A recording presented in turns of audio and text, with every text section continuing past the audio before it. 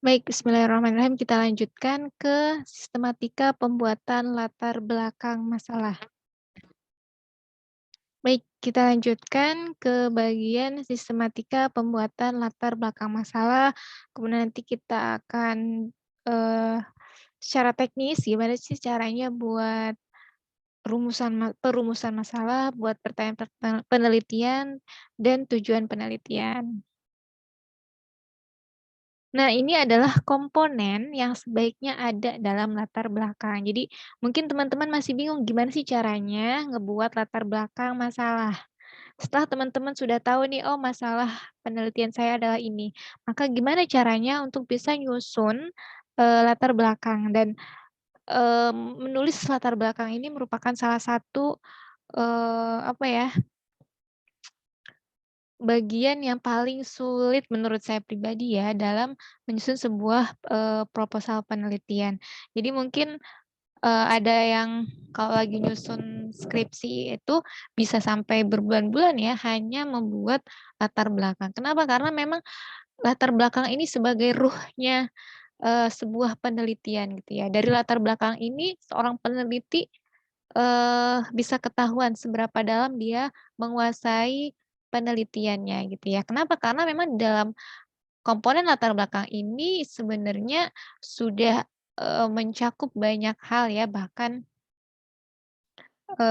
sudah ada penelitian-penelitian yang sebelumnya juga, bisa dimasukkan ke dalam latar belakang ini. Jadi benar-benar harus mendalam gitu ya, eee, apa namanya, untuk membuat komponen latar belakang ini. Nah, saya ambil, referensi dari, Dokter Muhammad Sopyudin Dahlan, beliau membuat sebuah konsep cara membuat latar belakang. Ada, 5 komponen cara ngebuatnya. Yang pertama adalah kita singkat dengan Bapak Sopyudin Dahlan ini menyingkat dengan MDAEK. Jadi kalau kita mau ngebuat latar belakang diingat konsep ini teman-teman, kurang lebih ini konsep yang harus ada dalam latar belakang. Memang apa namanya, Dokter Sopyudin Dahlan ini background-nya adalah, kesehatan ya, kedokteran, saya juga background-nya kesehatan, tapi saya rasa untuk latar belakang ini, untuk teman-teman yang di bidang sosial pun seperti teman-teman di bidang pengelolaan perhotelan, masuknya ke pariwisata, saya kira bisa juga menggunakan konsep ini, gitu ya. Apa aja sih komponennya? Komponennya adalah ada MDAEK. M itu adalah masalah dan ada dampaknya. Jadi besar masalah dan dampak itu harus ada di dalam sebuah latar belakang gitu ya. Jadi harus menampilkan sehingga pembaca tuh ngeh gitu ya, oh memang penelitian ini, apa namanya, benar-benar dibutuhkan. Kadang kan kalau sesuatu penelitian yang bukan tema kita, kadang orang lain, "Ah, apaan sih neliti ini?" Gitu. Tapi kalau kita bisa menampilkan besar masalah dan dampak, itu bisa berpengaruh terhadap, pembacanya. Oh iya ternyata memang sangat penting nih hal ini diteliti gitu ya. Kemudian yang kedua ada area spesifiknya apa sih yang kita akan buat gitu, yang akan kita teliti ini juga harus ada, harus jelas, jangan terlalu general gitu ya. Kemudian yang MDAE, E-nya apa? E-nya itu adalah apa aja sih yang udah dilakukan atau diketahui oleh peneliti-peneliti sebelumnya. Jadi sekali lagi kalau kita ingat bahwa salah satu kriteria masalah penelitian itu adalah sudah adanya penelitian-penelitian sebelumnya. Jadi kita di sini di latar belakang ini juga harus sudah bisa menyebutkan penelitian-penelitian terdahulunya. Sebenarnya sudah sejauh mana sih penelitian-penelitian sebelumnya gitu ya. Nah, ini adalah komponen namanya elaborasi. Ingat ya, MDAE, E-nya adalah elaborasi. Kemudian yang terakhir adalah K. K itu adalah komponen kesenjangan atau kontroversi.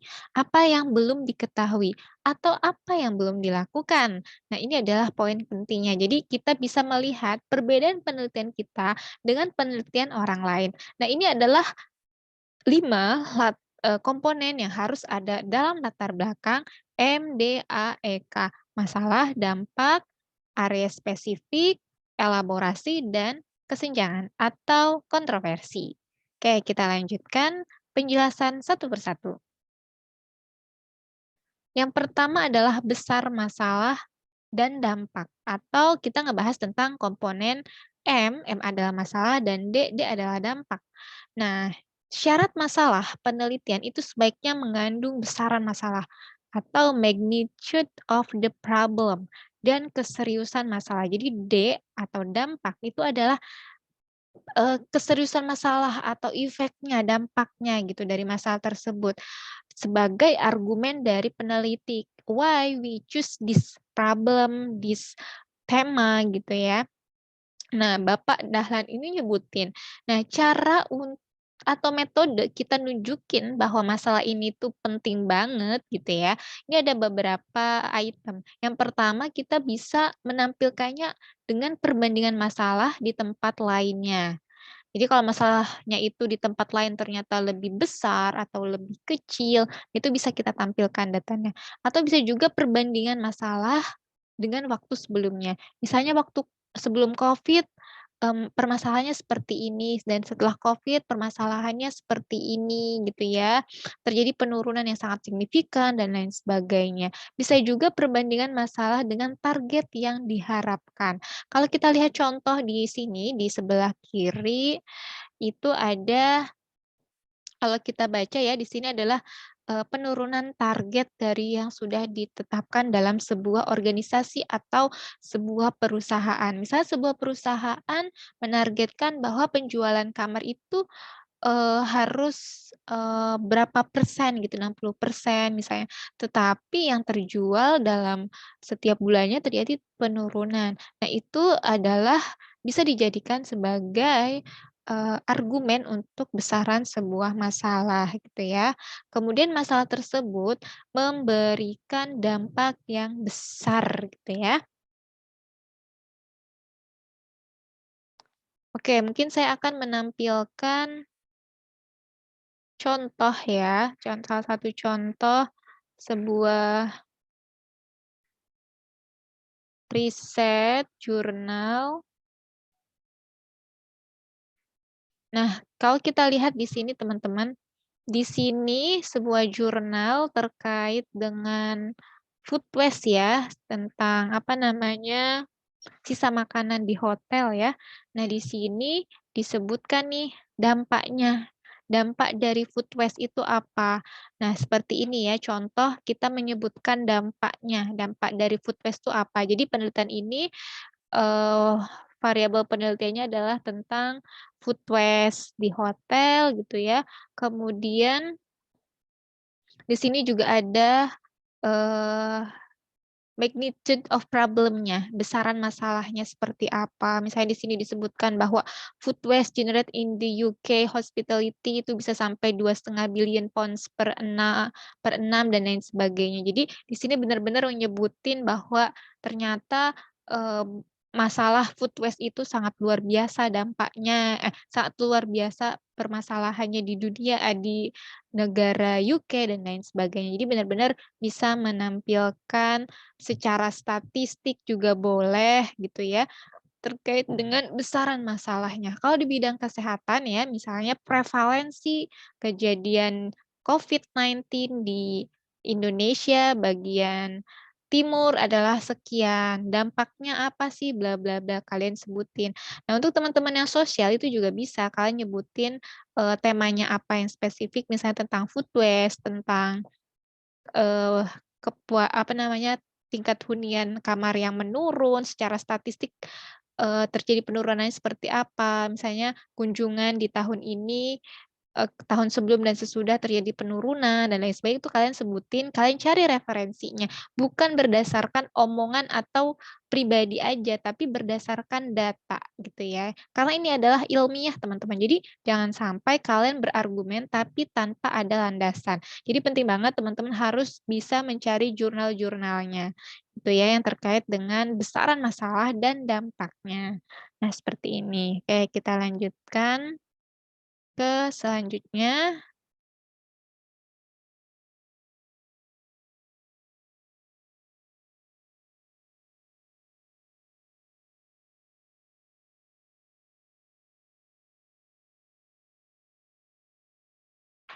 ya.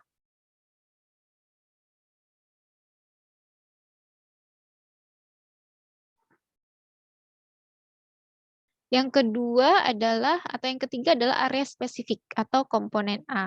Komponen A itu adalah area spesifik akan lebih beragam tergantung dari peneliti ya. Menurut Dahlan, sorry ini udah direkam belum ya? Sebentar. Oh, masih direkam ya. Area spesifik itu adalah area di bidang kalau di bidang kesehatan misalnya apakah lebih berkaitan kepada diagnosanya, faktor resiko, faktor penyebab, dan lain sebagainya. Nah, biasanya diungkapkan secara implisit artinya, bisa juga dilakukan di-state secara langsung gitu ya. Biasanya digabungkan dengan elaborasi area yang akan diteliti. Jadi, elaborasi inilah yang akan menunjukkan area apa yang akan diminatinya. Jadi, untuk area spesifik ini kadang tidak disebutkan, tapi langsung menyebutkan elaborasinya. Nah, caranya ngebikin elaborasi gimana? Jadi, pengertiannya dulu nih teman-teman. Itu apa? Elaborasi adalah upaya untuk mengumpulkan berbagai macam penelitian yang telah dilakukan sesuai dengan area spesifik masalah penelitian yang diangkat. Nah, sebenarnya teman-teman kemarin sudah mulai membuat, gimana caranya ngebuat elaborasi ini kan. Bikin matriks mulai dari penelitiannya siapa, tahun, kemudian judul, tempat, desain penelitian, jenis penelitiannya, kemudian hasilnya seperti apa. Nah, jadi ini adalah cara kita ngebuat elaborasi. Jadi kita mengumpulkan berbagai macam penelitian yang telah dilakukan sesuai dengan area spesifik masalah yang diangkat. Tujuannya apa sih? Tujuannya adalah mengidentifikasi sesuatu yang belum diketahui sebelumnya. Nah ini, salah satu cara ya membuat elaborasinya seperti ini. Jadi teman-teman akan mengetahui sebenarnya penelitian yang sudah dilakukan sudah sejauh mana, tuh.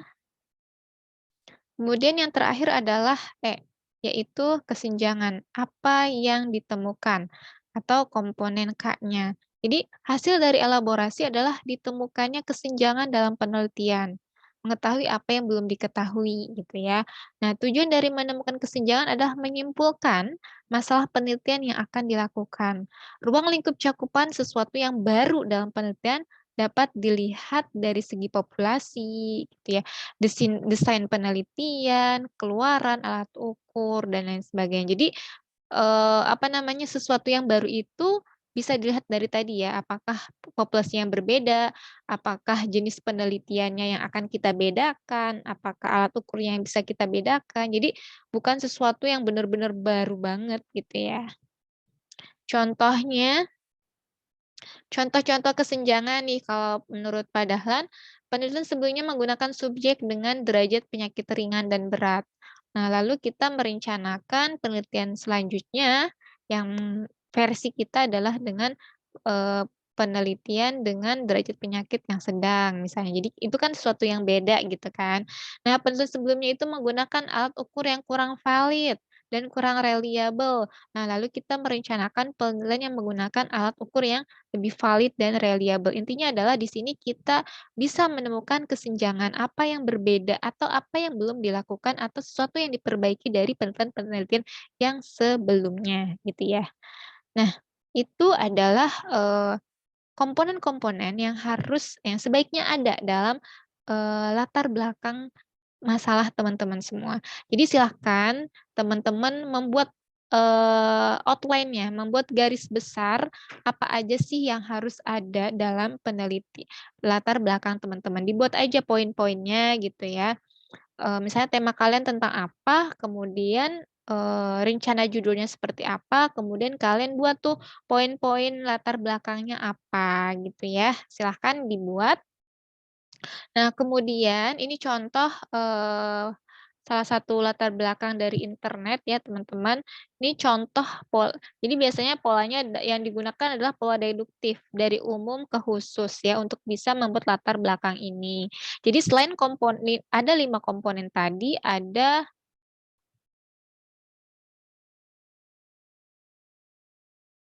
sebentar.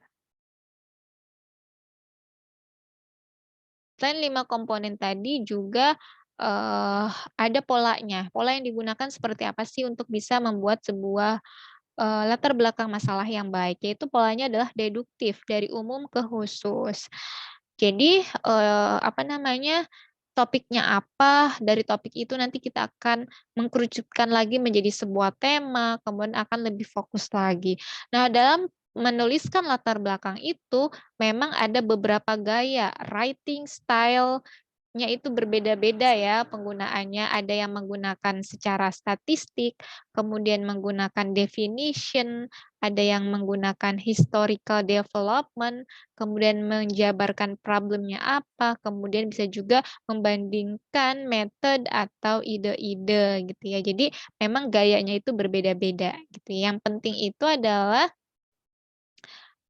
ketika dibaca tuh flowly gitu ya, apa namanya, mengalir gitu ya. Makanya penting banget teman-teman harus sudah bisa membuat outline-nya dulu gitu ya, poin-poin penting apa yang kalian akan bahas dalam bab satu kalian gitu ya. Nanti pada, teknisnya teman-teman bisa menggunakan, apa, angka-angka statistik, misalnya tadi kayak untuk masalah menentukan besaran masalah itu bisa menggunakan data statistik seperti tadi contohnya, kemudian dampaknya gitu ya, kemudian atau bisa juga menggunakan, untuk latar belakang ada juga menggunakan definisi dulu gitu ya. Misalnya tentang, kan kalau teman-teman tentang hotel, bisa juga kalian mengawali dengan, "Hotel adalah bla bla bla," itu juga bisa gitu ya. Jadi untuk, apa namanya, supaya flowly itu gimana lah caranya. Nah, emang emang sulit sih membuat latar belakang ini, tapi teman-teman harus terus berlatih gitu ya. Karena memang kalau sudah menemukan polanya, teman-teman akan asik sendiri gitu ya, untuk bisa menajamkan, latar belakang ini gitu ya. Nah, ini adalah salah satu contoh, latar belakang yang dari internet ya. Ini kan kalau kita lihat di sini, ini general kan dari dia menceritakan dari dunia pariwisata tuh seperti apa, kemudian dia sudah spesifik menyebutkan daerahnya di mana, dan lain sebagainya gitu ya. Oke, kita lanjut. Nah, ada juga yang menyatakan bahwa, dalam membuat introduction atau latar belakang, itu paling tidak, eee, komponennya seperti ini. Ya mungkin kalau ini sih lebih kepada jurnal ya, kepada paper gitu ya, bukan, apa namanya, tugas akhir gitu ya. Tapi, kita bisa melihat polanya, kita belajar dari polanya. Jadi, dari PG Planet ini, saya ambil dari internet ya, dia menyatakan bahwa untuk membuat sebuah introduction, itu mulai dari general sampai kepada yang spesifik gitu ya, sampai kepada objektifnya, jadi sampai kepada tujuannya.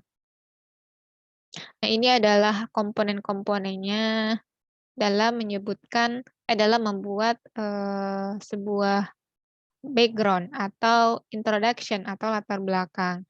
Kemudian ini adalah hal-hal yang harus kalian hindari ketika membuat sebuah introduction. Terlalu general, kemudian nggak flowly gitu ya. Ini bolak-balik gitu ya, tadi ngebahas tentang, apa namanya, data secara statistik, kemudian balik lagi ngebahas tentang hotel secara umum, jadi makanya penting banget teman-teman ketika menulis itu membuat outline-nya dulu. Jadi benar-benar, akan lebih mudah gitu ngebuatnya. Kemudian vague problem statement sampai kepada pembuatan, solusi sebelum masalahnya ini juga harus diperhatikan ya, apa namanya, jadi jangan sampai keempat masalah ini ada dalam bab satu kalian. Nah, ini adalah contoh gimana sih caranya ngebuat, introduction. Kalau ini versi versi jurnal ya, teman-teman.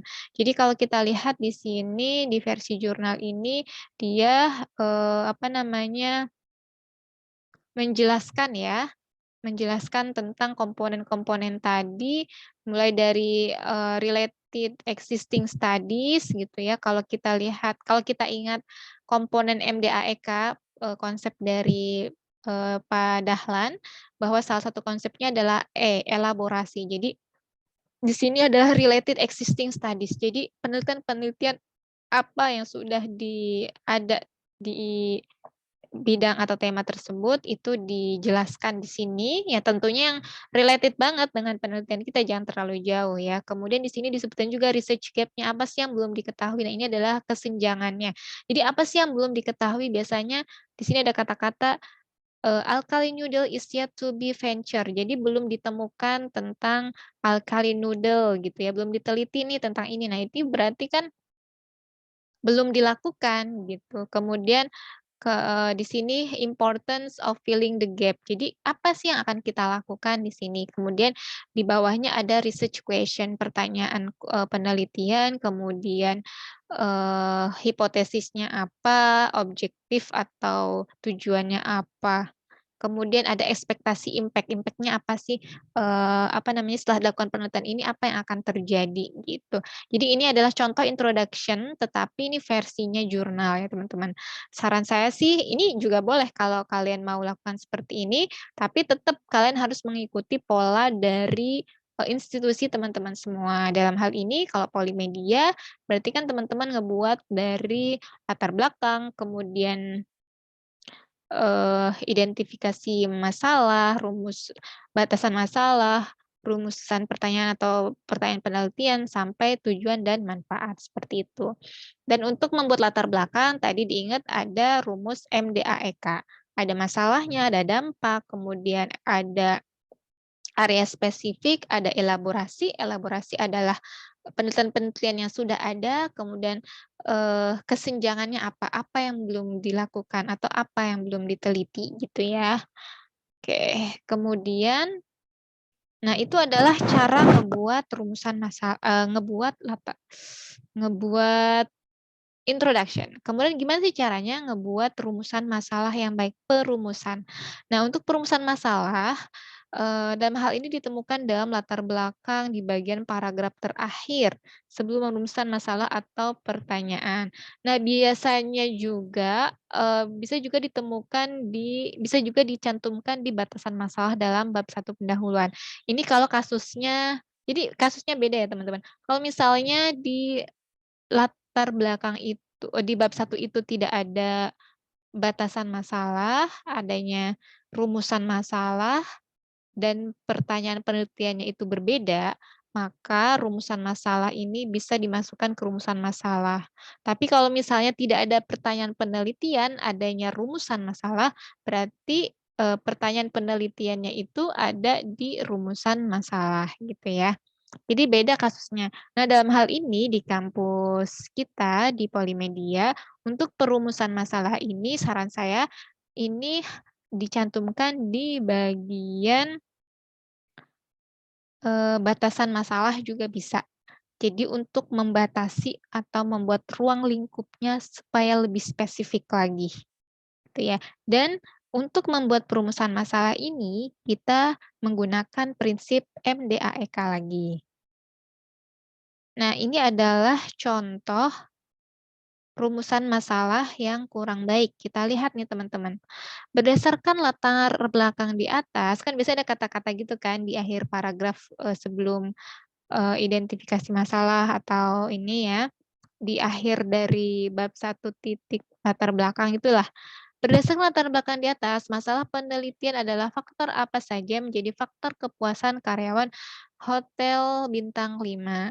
Nah, menurut kalau kita berdasarkan konsep MDAEK, sebenarnya rumusan masalah ini kurang baik. Kenapa? Karena tidak ada komponen M, D, A, E, dan K-nya. Kemudian di sini cuma nyebutin pertanyaannya aja. Kemudian yang kedua, contohnya, jumlah pengunjung di hotel ini terus menurun, bahkan di 3 bulan terakhir. Dengan demikian, masalah penelitian ini adalah faktor apa aja yang menjadi faktor kepuasan pengunjung. Jadi di sini hanya mengandung komponen masalah. Masalahnya apa? Yaitu menurunnya jumlah kunjungan di hotel selama 3 bulan terakhir. Jadi tidak ada komponen dampaknya, komponen elaborasi, dan komponen kesenjangannya. Jadi ini kurang benar.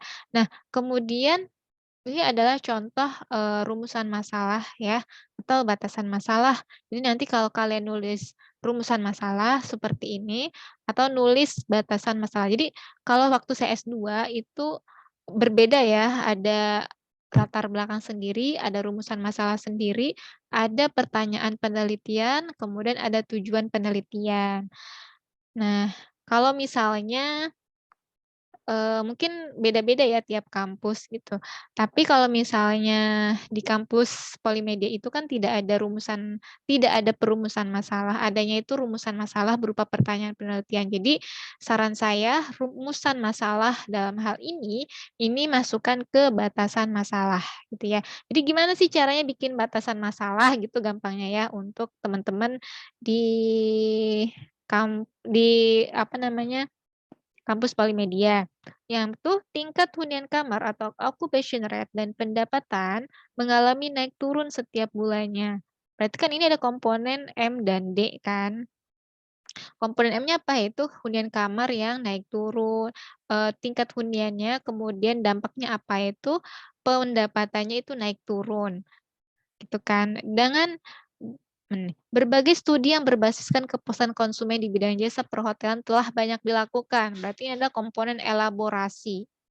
Nah, komponen elaborasi dan A-nya, berarti A-nya area spesifiknya adalah di bidang jasa perhotelan. Penelitian untuk meneliti faktor langsung dan tidak langsung kualitas layanan, spasial fisik dan promosi terhadap kepuasan konsumen belum banyak dilakukan, padahal sangat penting. Nah, ini kan berarti komponen kesenjangan, sorry ya, ini bukan komponen D, tapi komponen K.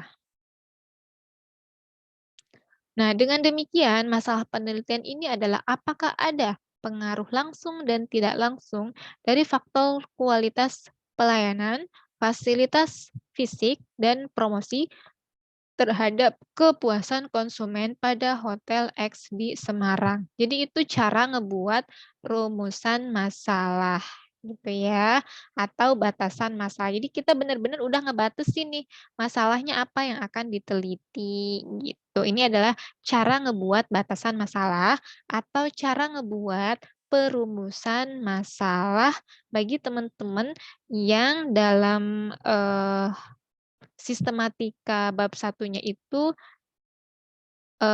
untuk pertanyaan penelitian dan rumusan masalahnya dibedakan ya, gitu.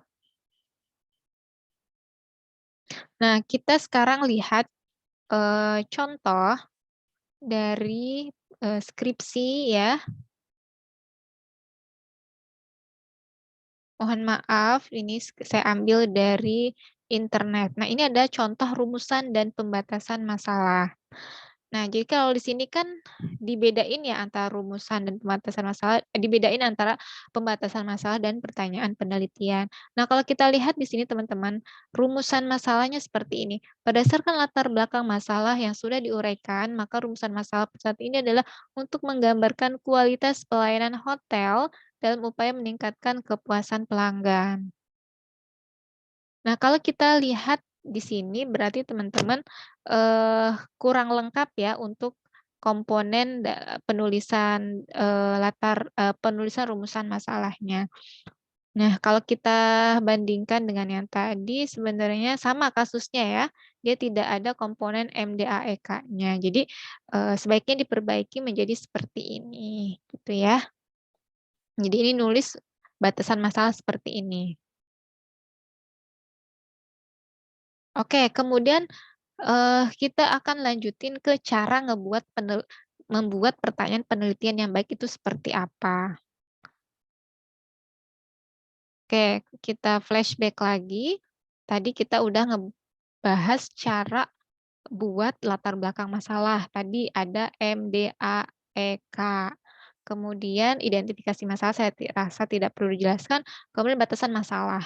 Nah, batasan masalah tadi itu tadi yang, cara ngebuatnya ya. Jadi berdasarkan latar belakang di atas, tapi teman-teman harus menjabarkan dulu secara singkat gitu ya, eee, ringkasan dari latar belakangnya.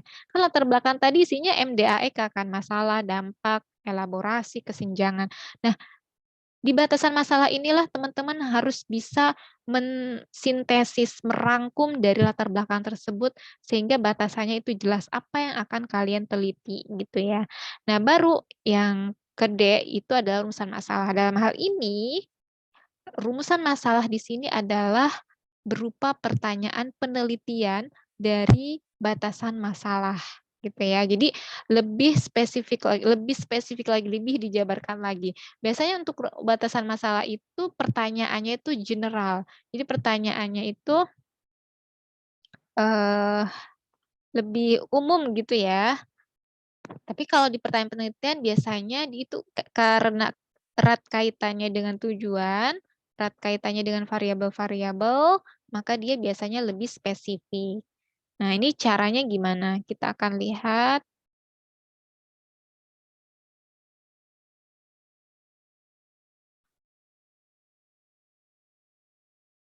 Nih, pertanyaan penelitian dalam hal ini adalah rumusan masalah yang berbentuk pertanyaan. Nah, menurut Dahlan, pertanyaan penelitian yang baik itu kriterianya gimana? Yang pertama dibuat dalam bentuk pertanyaan. It's okay ya, ini nggak masalah. Jadi dibuat dalam kalimat tanya, kemudian sifatnya itu spesifik. Jadi nyebutin variabel-variabel penelitiannya apa aja. Kemudian jika satu pertanyaan untuk mencari hubungan antar variabel, maka hanya ada satu variabel tergantung atau dependen atau yang dipengaruhi.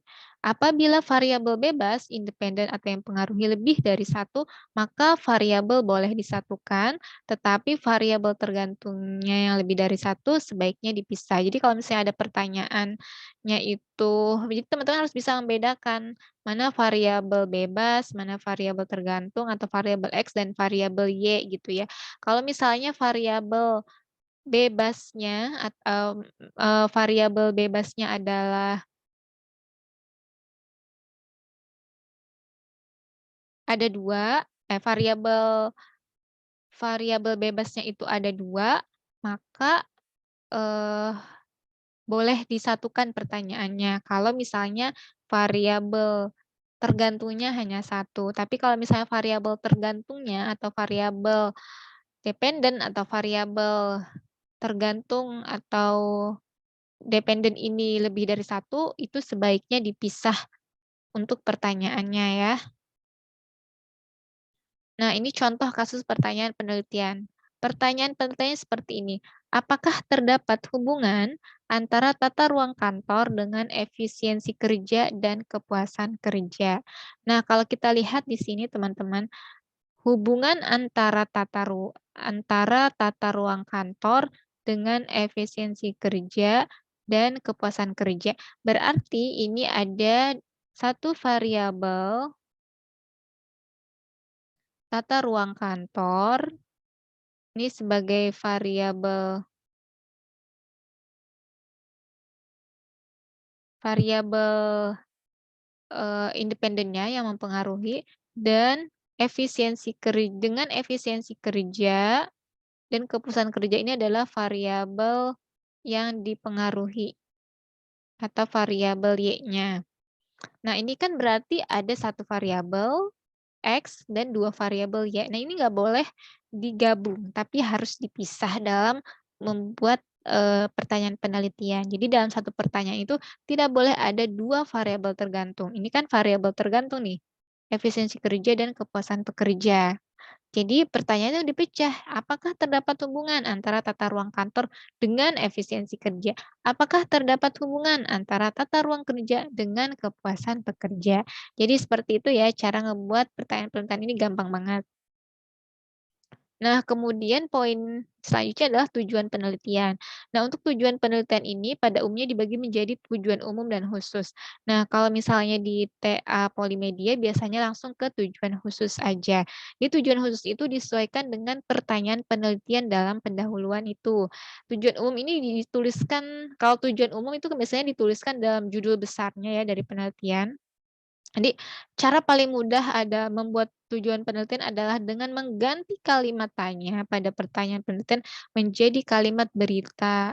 Jadi contohnya seperti ini di pertanyaan penelitian kan tadi, apakah terdapat hubungan antara tata kerja tata ruang kerja dengan efisiensi kerja. Ubah aja langsung, diketahuinya hubungan antara tata ruang kerja dengan efisiensi kerja. Pertanyaan kedua, adakah perbedaan kemampuan dan disiplin kerja antara pegawai swasta nasional dan perusahaan asing? Kemudian tujuan khususnya menjadi diketahuinya perbedaan kemampuan dan disiplin kerja antara pegawai swasta nasional dan perusahaan asing. Nah, selanjutnya gimana sih cara ngebuat manfaat penelitian? Nah, untuk cara ngebuat manfaat penelitian ini, kita bisa, mengawali dengan pertanyaan, "Jika penelitian ini telah dilakukan, apa manfaat dan siapa yang akan menerima manfaat?" Jadi, bisa diklasifikasikan menjadi 2 hal ini, manfaatnya apa, kemudian, siapa sih yang akan menerima manfaat dari kita. Biasanya kan, yang menerima manfaat misalnya adalah masyarakat, kemudian kampus, kemudian ada, organisasi atau institusi atau perusahaan gitu ya. Jadi siapa sih, dan manfaat dari penelitian kita ini yang akan menerima manfaat siapa? Jadi itu yang bisa kita masukkan ke dalam manfaat penelitian. Nah ini adalah, referensi yang digunakan dalam penelitian ini. Kemudian, eee, berarti selama beberapa pertemuan tadi ya, video-video yang telah kalian tonton, maka teman-teman seharusnya sudah bisa membuat ke-6 hal ini. Latar belakang masalah, kemudian identifikasi masalah, batasan masalah atau perumusan masalah, kemudian pertanyaan penelitian, tujuan penelitian, dan manfaat penelitian. Jadi silahkan teman-teman mulai dicicil ya untuk ngebuat bab satunya, karena bab satu ini merupakan, eee, penulisan bab yang paling lama. Jadi harus benar, harus bagus, harus baik gitu ya, karena penilaian bab satu ini juga lumayan besar porsinya gitu ya. Mungkin cukup itu yang bisa saya sampaikan untuk materi kita, dari awal sampai akhir. Ini video pembelajarannya memang harus ditonton ya dari awal sampai akhir. Jadi harapannya teman-teman sudah, sudah memasuki ke fase ini, tuh. Cukup sekian, terima kasih atas atensi dan perhatiannya. Wabillahi taufik wal hidayah. Wassalamualaikum warahmatullahi wabarakatuh.